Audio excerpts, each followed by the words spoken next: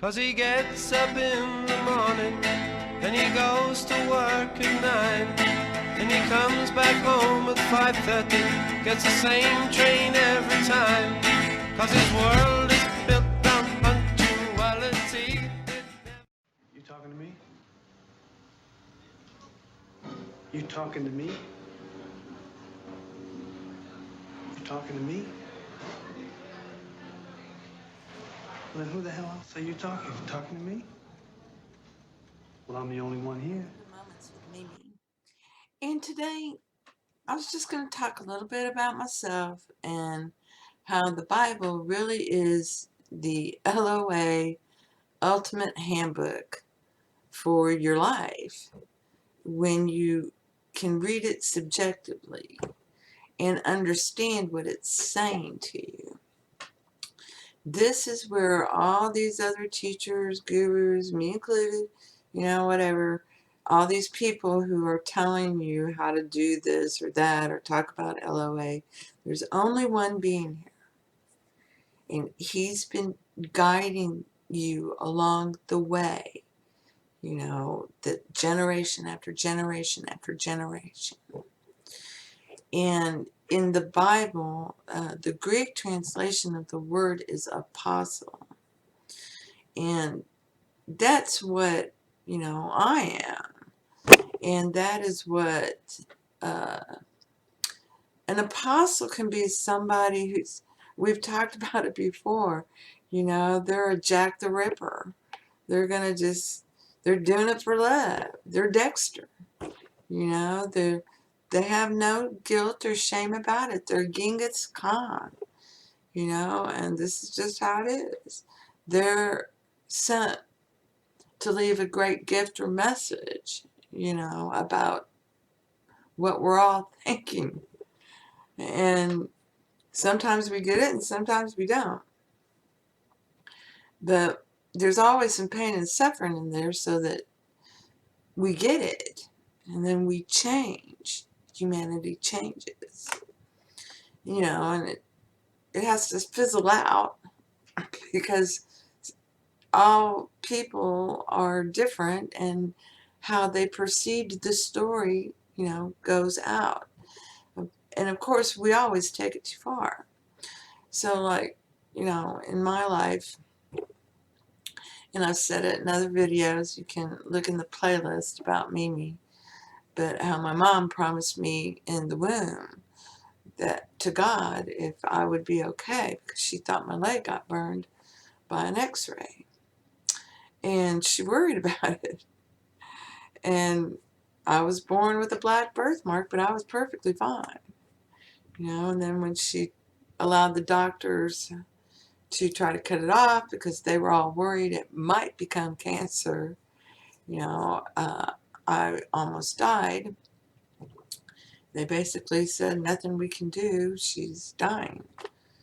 And my mom, threw herself on God's mercy and said she'd not mess with my leg again and she would mess with me.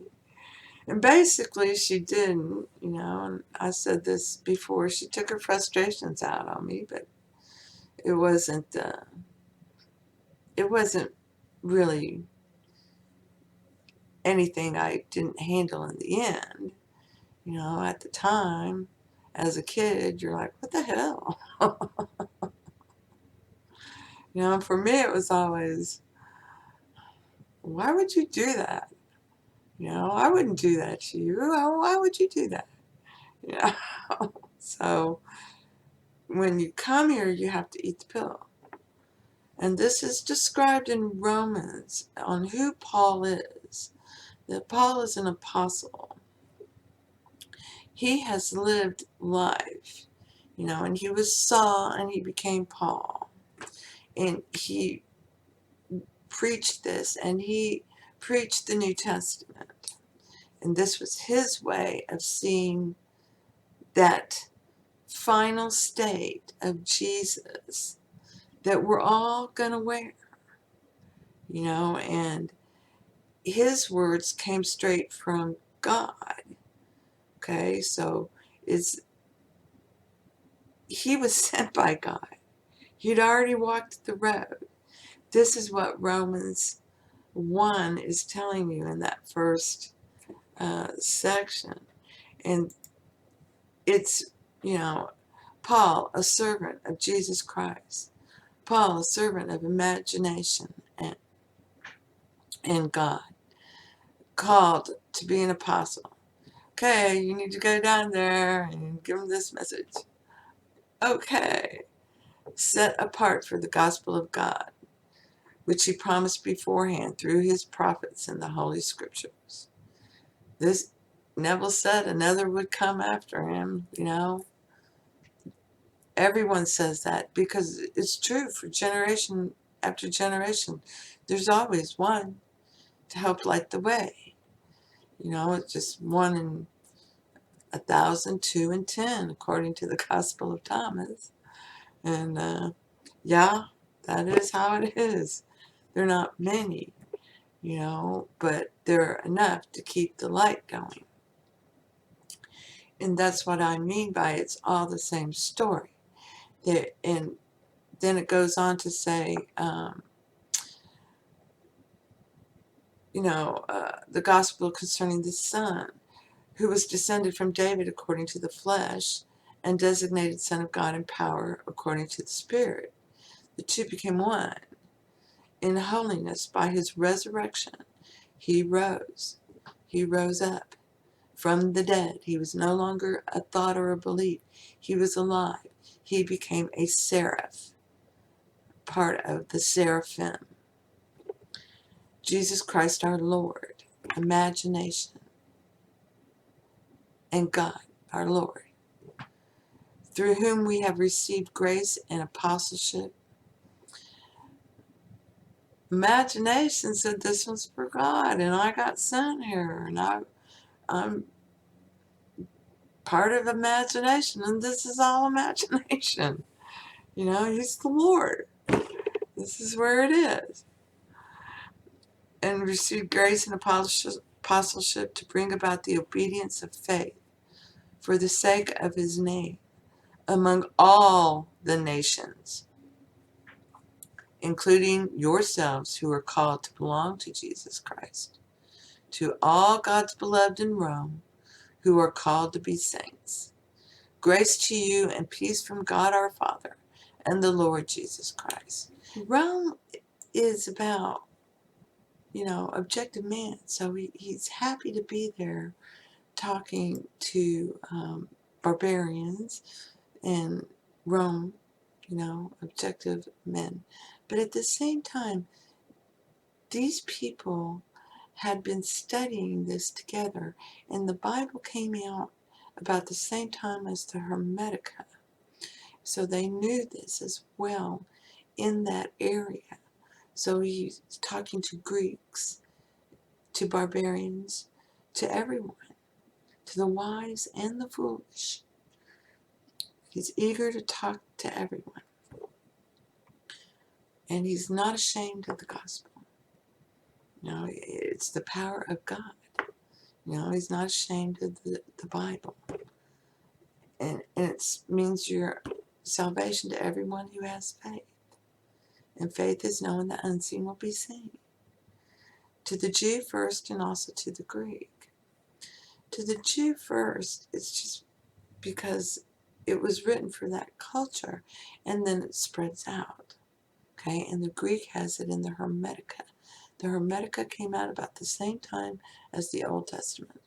So these peoples worked together to write these things. And one presented it their way for their culture, and the other one presented it for their culture. So he who through faith, knowing the unseen will be seen, is righteous. And righteous is love. And righteous shall live. Okay, you're going to live, which means you stop being a thought or a belief, and you ascend, and you are now a seraph. This is the promise. Okay, you, God, man, and the human imagination are bound together by divine love and presented to El Shaddai. You pass the test, and all is hallelujah. you're hanging in the congregation, which is everyone in your world. And today that's 7.5 billion people. You know, get your minds right. So that's what he's excited about talking about, is let's get this word spread out. You know, let's understand this, okay? Yeah, I was sent down here to help you understand this. And he ended up walking his road. He was Saul, becomes Paul, and then writes the New Testament to help them understand the Old Testament. You know, but it's specifically the role of David becoming Joshua, and Joshua, Solomon. Okay, Joshua is Jesus. It's the same thing. And the details you get in the story of Joshua, but you don't get those details with the story of Jesus. Paul is telling you specifically about Joshua Jesus. Okay, and he's just written it in a new way with new analogies and parables and stuff from the Psalms and Proverbs and the Old Testament to try to get the people of that time period to understand this. So then the next section, it's the final section of Romans 1, it's called the guilt of mankind. For the wrath of God is revealed from heaven against all ungodliness and wickedness of men, who by their wickedness suppress the truth. This is just, wickedness is a translated word. It means you're really looking at it objectively, and the response is automatic. It's chaos, it's corruption, you lie, you steal, you do all the things you've been told not to do and you don't want to do them, and you're doing it. You feel like you're stuck, and there's guilt, and there's all this other stuff. You're not walking in a subjective land, you're walking in zombie land, objective land.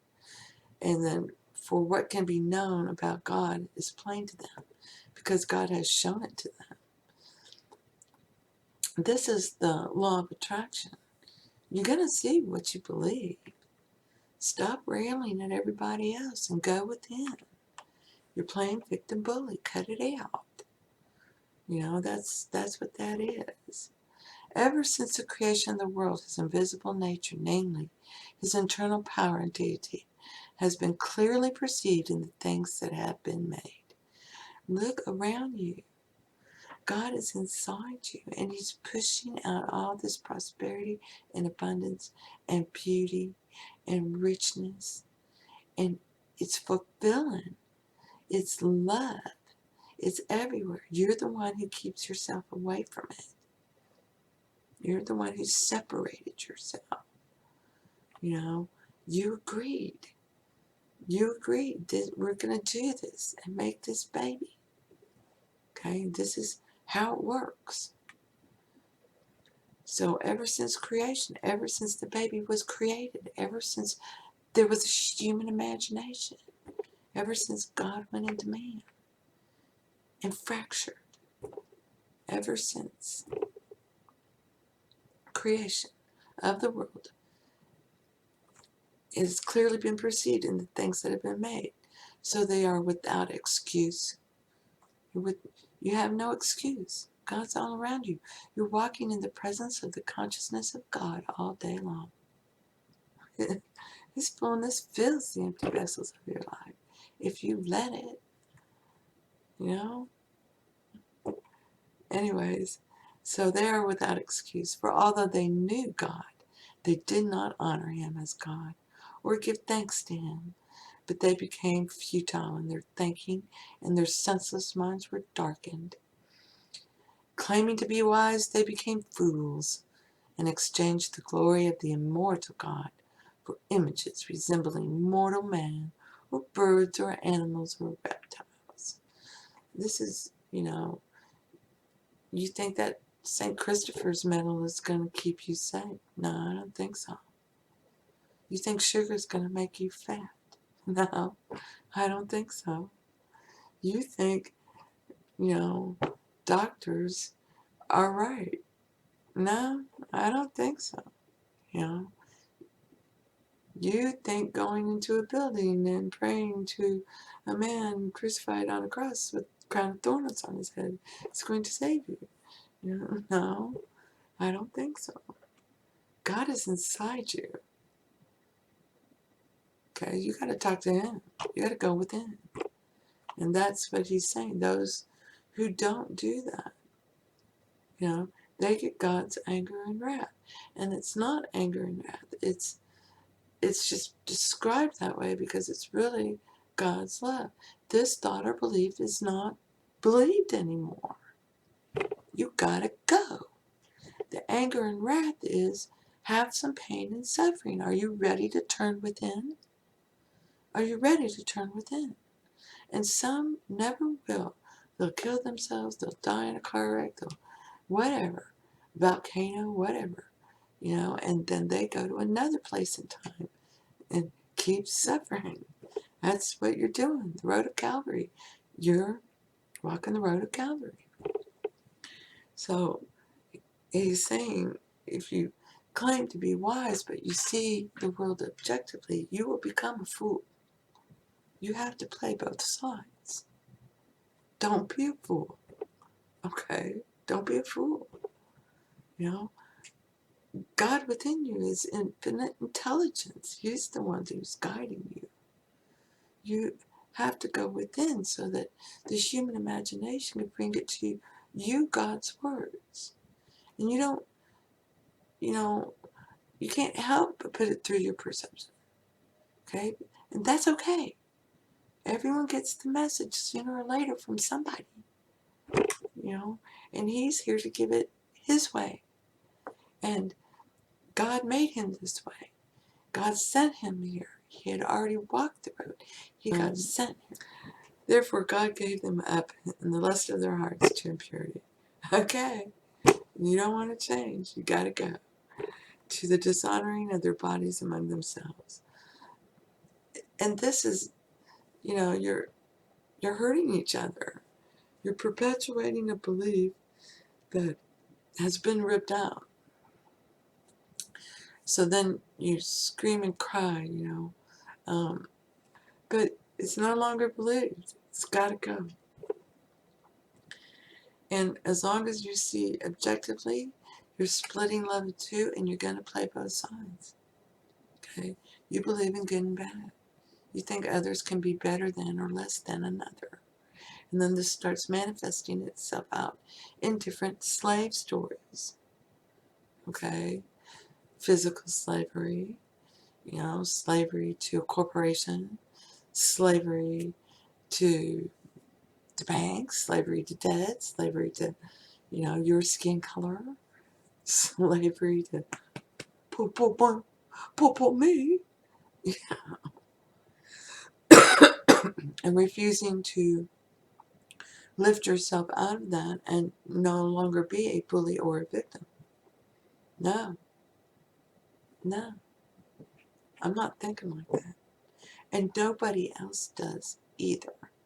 And this is what Paul is getting across throughout the New Testament. Everybody, we're all one. Therefore, for this reason, God gave them up to dishonorable passions. Their women exchanged natural relations for unnatural. And the men likewise gave up natural relations with women, and were consumed with the passion for one another. Men committing shameless acts with men, and receiving their own persons the due penalty for their error. And this is just, you're punishing yourself. You are. You have to respect yourself and love yourself. That's not. You're not treating your body properly. Whatever you think was normal will become, you want to do these unnatural things, go for it. Your thought or belief that's going to get destroyed. That's what happens. He leaves you to your passion so the rest of us can see what we believe of the other, And since they did not see fit to acknowledge God, God gave them up to a base mind and to improper conduct. They were filled with all manner of wickedness, evil, covetousness, malice, full of envy, murder, strife, deceit, malignity. They are gossips, slanderers, haters of God, insolent, haughty, boastful, inventors of evil, disobedient to parents, foolish, faithless, heartless, ruthless. Though they know God's decree that those who do such things deserve to die, they not only do them, but approve those who practice them. They love it. Only a racist sees race. They're playing victim bully. Okay? You can pull them out of that with love. But if they don't want to, you can't make them. God's going to let them wallow in their mud. Okay? And suffer. And they did it to themselves. And believe me, all that's forgiven and forgotten if you acknowledge God. I acknowledge the I am with me is in charge. And the I am in me is the same I am in everyone else. And I'll pray for my brothers, all of them, whether God lets them wallow in their mud or not. I know they're better than that. And they won't come around and bug me. I know that. And that's what it's about. Don't worry about the rest of it. Just know you're safe and secure in the bosom of the Lord. So this is how you read the Bible subjectively. You have to look up a lot of the words to understand, but you really have to see it subjectively. Where, if you're living in the objective world, you're going to see it as anger, pain, and suffering. Okay? Life's being mean to me. Okay, but if you see it subjectively, then as long as you believe, you have faith, the unseen will be seen, that life is wonderful, and it's always wonderful, and it's perfect. It will be. And if you see that for everyone else, then it will be too. It has to be. That's the nature of your being. It's law. So I hope this helps. I didn't really come into full clarification of, that I had been sent down until I got this vision about it. And it was funny because, the seraphs are, in the human imagination, is the voice of God. And God doesn't speak. The human imagination man does, the seraph. So, you get these loud booming, you are Jesus. So, yeah, he's got a great sense of humor, and this vision was just like, you've done this, you've always been doing this, you've been here saving, this human imagination in man forever, and it's okay. It's okay. He's going to release you. It's okay. That's not who you really are. You've been sleeping, Rip Van Winkle. So I hope this helps. Blessings to you. And thank you. Thank you for being you.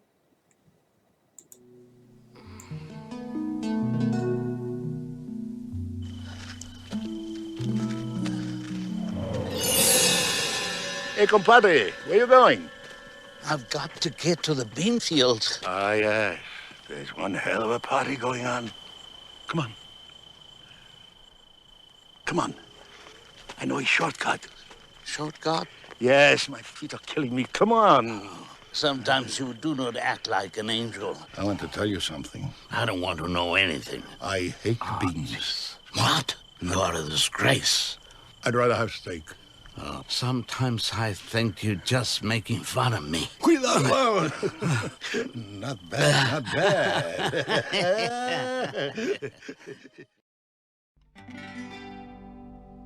'Cause he gets up in the morning, then he goes to work at 9, and he comes back home at 5:30, gets the same train every time. 'Cause his world is built on punctuality, it never fails. And he's all so good, and he's all so fine, and he's all so healthy in his body and his mind. He's a well-respected man about town, doing the best things so conservatively. And his mother goes to meetings while his father pulls the maid, and she stirs the tea with counsellors while discussing foreign trade. And she passes looks as well as bills at every suave young man. 'Cause he's all so good, and he's all so fine, and he's all so healthy in his body and his mind. He's a well-respected man about town, doing the best things so conservatively. And he likes his own backyard, and he likes his fags the best, 'cause he's better than the rest, and his own sweat smells the best, and he